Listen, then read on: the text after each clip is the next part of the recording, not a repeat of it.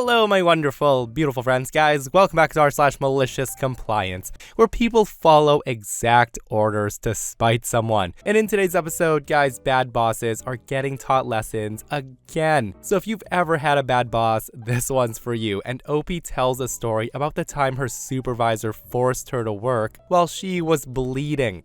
And OP maliciously complied. Guys, I hope you enjoyed today's stories. Don't shake your heads too hard. And as always, you can send or link your post to this email right here. Let's dive in.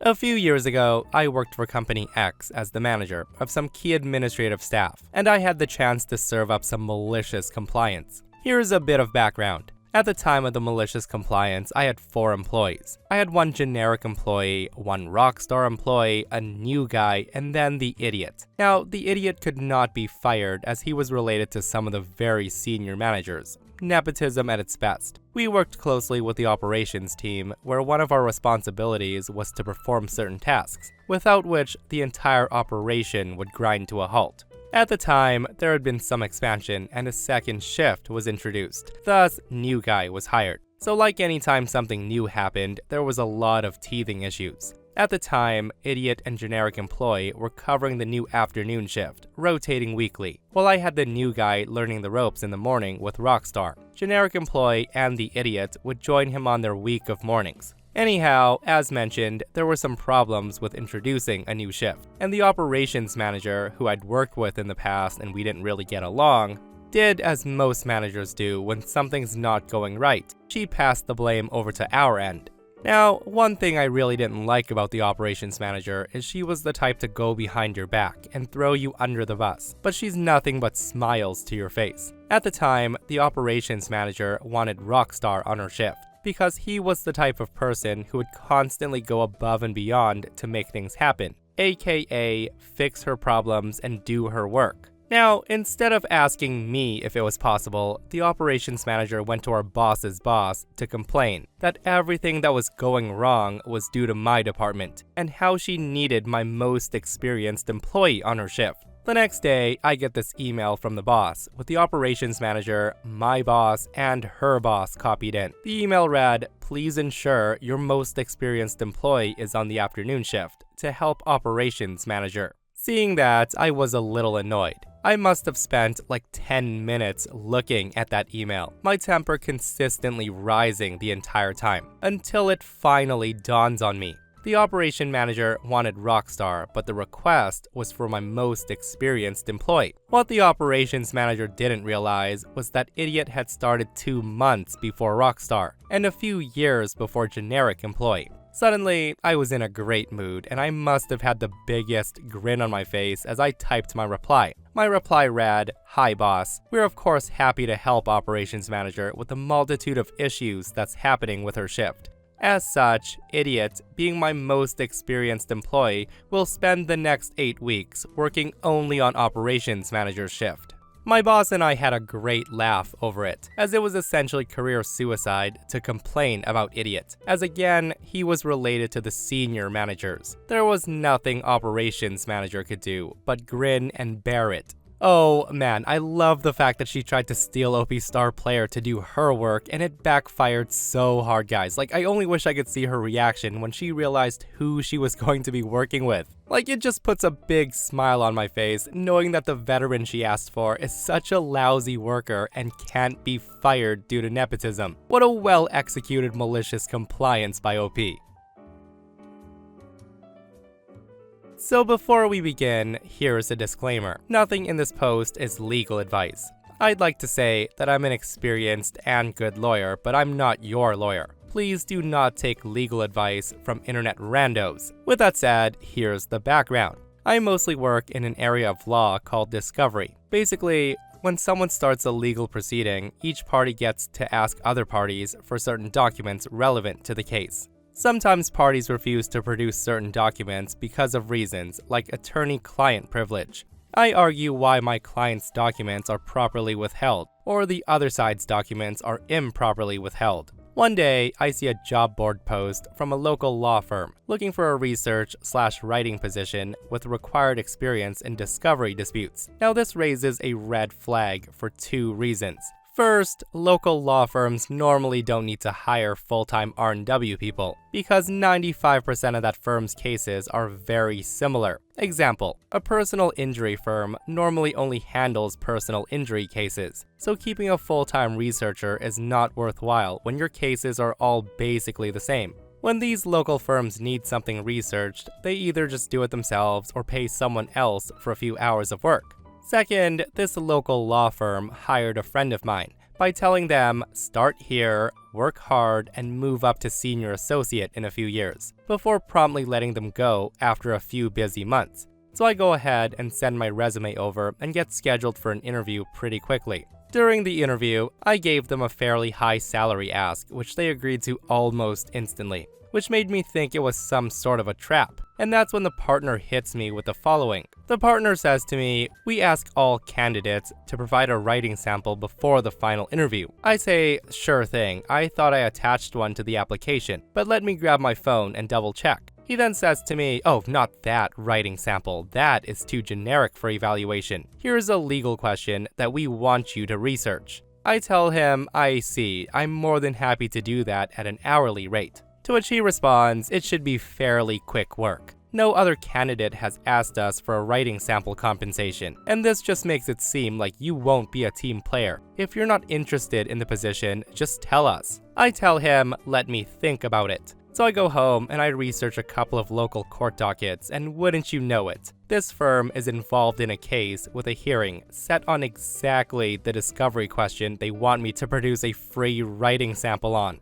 So I send an email back saying, "Sure thing, I'll make the writing sample as long as it guarantees consideration for the R&W position." They say yes, so I write a fantastic memo and I send it in. A few weeks go by and I email asking for an update on the final interview. There was no response. And then I checked the court docket, and wouldn't you know it, they straight up copy and pasted parts of my memo in the response. This is when I send a letter for payment plus fees. No response, so I file a lawsuit for fraud. Oh baby, that's when I got a response. But not just any response, it was a frothy, salty response.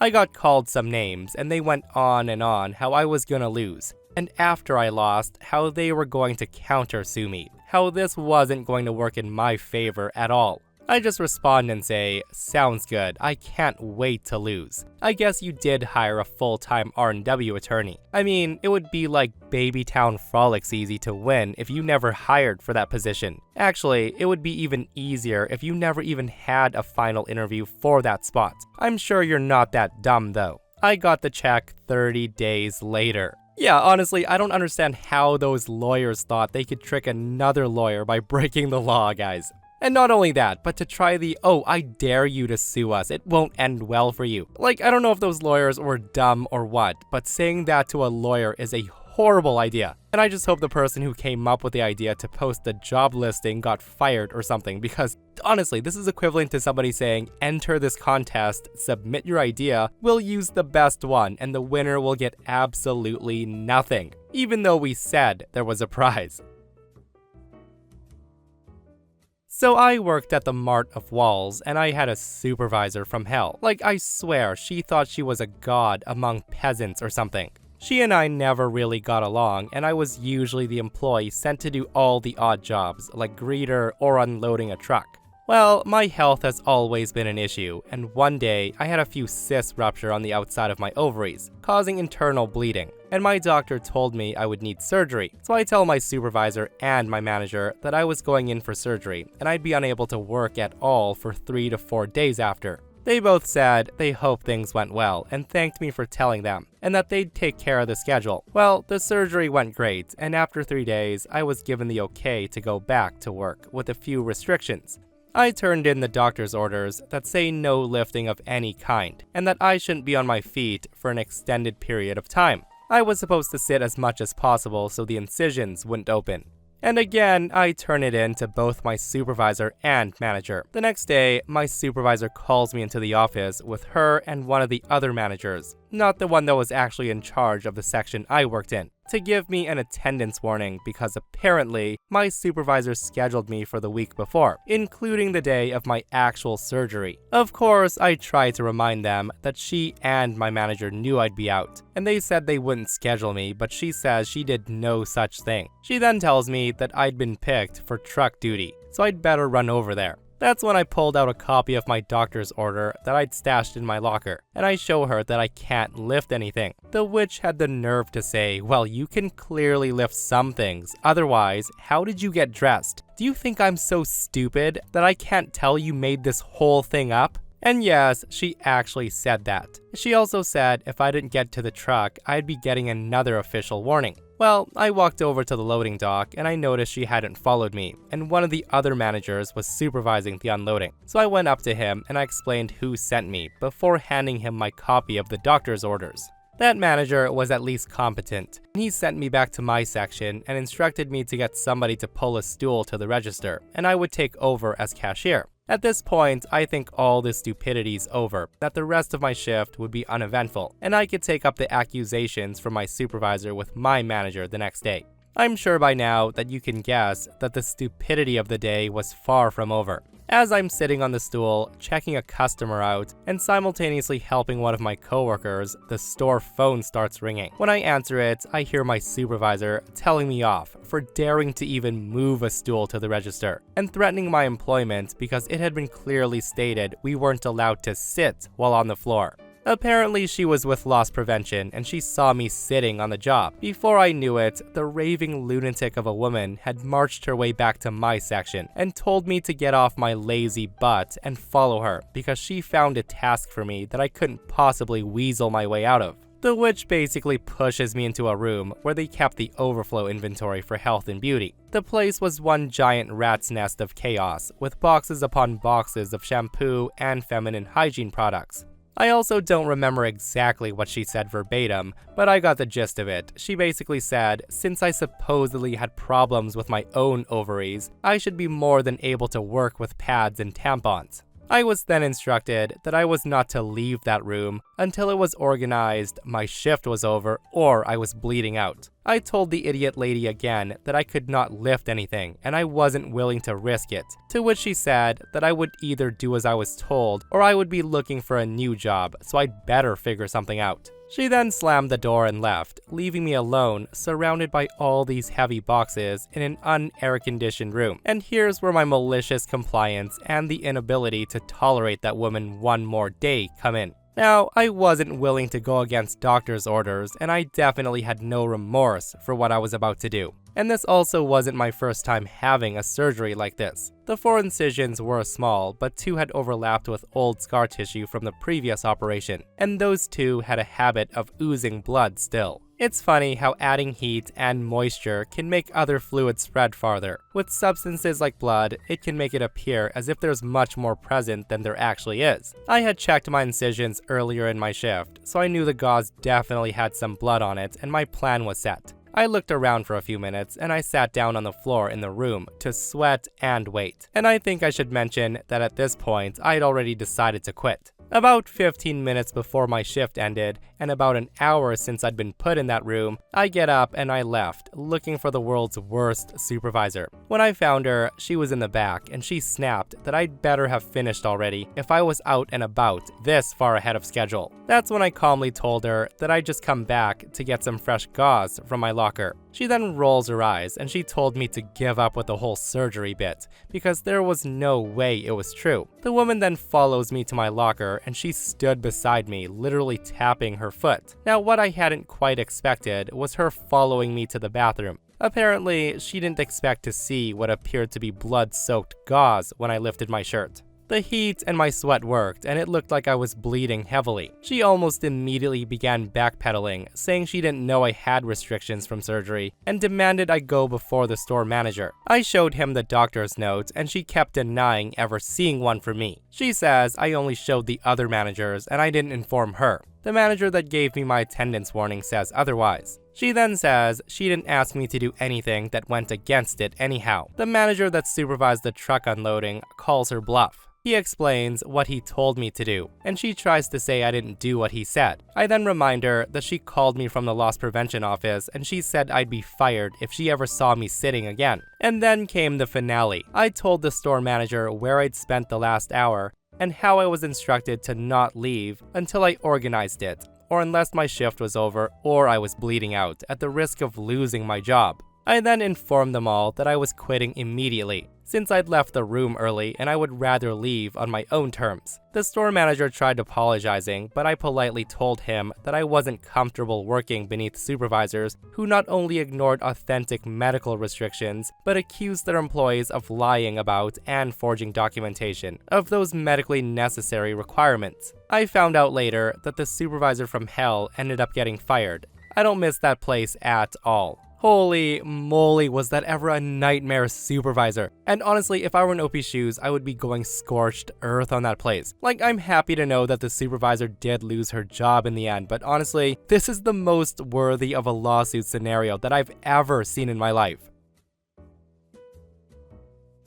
So here's some background before we start. I worked as a drone pilot / mine surveyor for a man-child. I was using drones to take pictures of mines and creating a 3D model of those pictures, and then calculating all sorts of goodies for clients, like their gold yield and the amount of crap they have to move, etc. It's really technical, and it can easily go completely to crap if you don't know what you're doing. And even if you know what you're doing, it can still very easily go to complete crap. I'm also licensed and certified, and I've been playing the game for a long time now, and I know it works most of the time. My ex-boss, on the other hand, did not. You see, he got his surveyor's license during the 80s by complete chance. The guy was a simple miner who just happened to be in the right place at the right time, getting a free university scholarship to become a surveyor, because they had a few grants left over and called out who wanted it. The second he got his license, he quit his job, and he convinced an old retiree surveyor to throw in his retirement, all cards on the table, to start up their own surveying business. Well, he spent the entire time at the golf course and bar,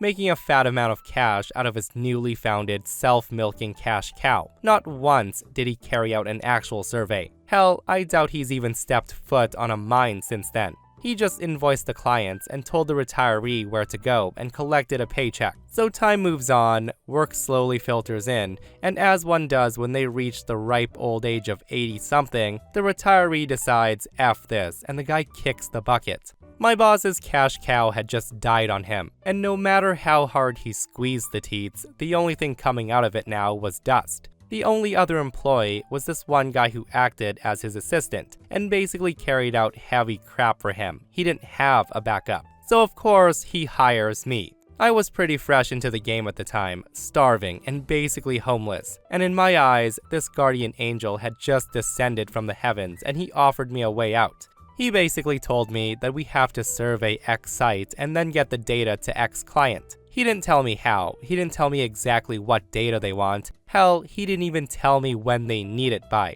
He just pointed to the place on Google, told me to go there and to get it done. And somehow I effing did it. I scraped by and eventually figured out what the F to do. At some point, we were kicked off the mine for reasons my boss didn't disclose to me, and we had to open up our own offices.